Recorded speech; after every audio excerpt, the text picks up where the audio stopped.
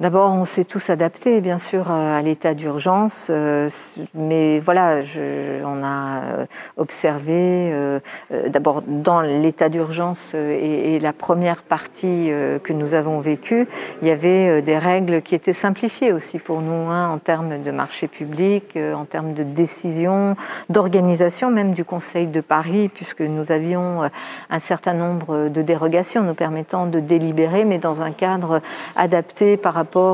aux règles de quorum et autres. Donc il y a des mesures de l'état d'urgence qui nous ont facilité la vie et qui ont permis évidemment de pouvoir continuer à fonctionner, à prendre des décisions. Et ça a été une très bonne chose. Ensuite, ce que nous avons appris, je crois, en tous les cas, moi j'ai tiré un enseignement, c'est que la décentralisation est absolument essentielle. Donc faire en sorte que dans la relation entre pouvoir central, État et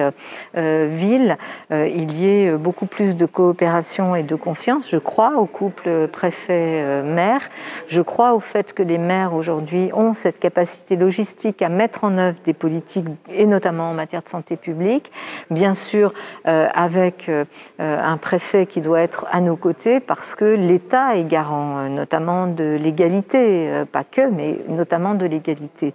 L'autre enseignement que j'ai tiré, c'est dans notre propre organisation au sein de la ville, puisque nous sommes une ville avec aujourd'hui 17 arrondissements ou secteurs, 20 arrondissements mais 17 secteurs. Et en fait, j'ai souhaité aller plus loin, moi aussi, dans la déconcentration des